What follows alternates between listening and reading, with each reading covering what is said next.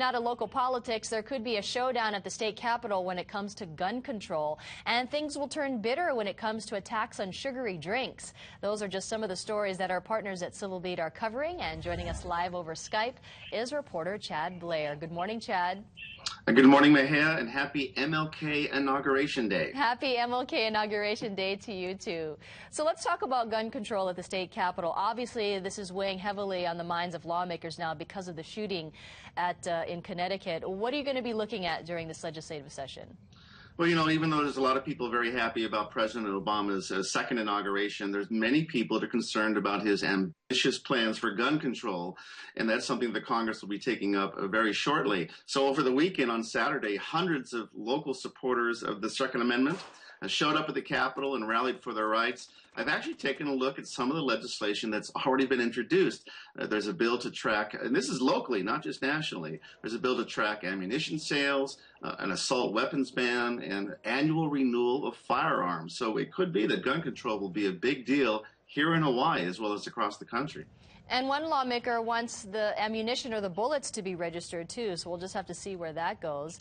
Let's talk about the invocation. That's always a controversy when you're dealing with the separation of church and state. Well, what's going to happen there?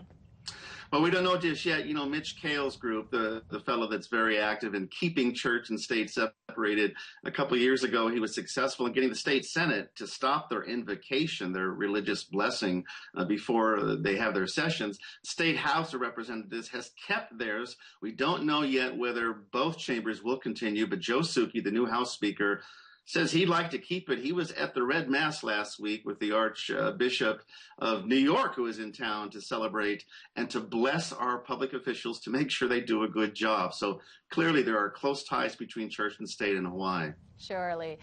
And finally, Chad, let's talk about this tax on sugary drinks like sodas. It's going to be pretty bitter this session, isn't it? An interesting choice of words. You know, Governor Abercrombie tried 2 years ago to have a soda tax, not only to raise revenue for the state, but also to combat obesity. The governor is going to try again, in particular wants to focus the money that would come from that tax on combating obesity, a big problem. Now there's a group of local businesses, hundreds of them, and individuals that say, wait a minute, that's not fair. You know, actually, calorie counts in soda have come down considerably. Sodas are only a small part of the American diet, so please don't pick on us. This will definitely be a big battle. It certainly will. And, you know, when the governor first talked about it during his State of the State the first time around is quite a surprise. So what's different this time around? I think the focus, at least what I'm hearing from initial legislation, is to really direct the money to obesity. You know, you've had Michelle Obama focus on that as one of her big agenda items. The idea was just taking money and putting it into the general fund. Well, that's just kind of a money grab. But if it can really go for a good purpose, like helping kids and people stay slim and stay healthy, then that might be a more noble pursuit, might get more support. The mood of these sugary drinks has changed. I've seen some of the soda companies say that they're dedicated to helping people's health as well, so we'll just have to see. Chad, thank you so much for joining us, and enjoy the rest of your holiday. I know you do have to work. I do, just like you, Mahia. Oh, yeah. All right. Enjoy your Monday. Thanks, Chad.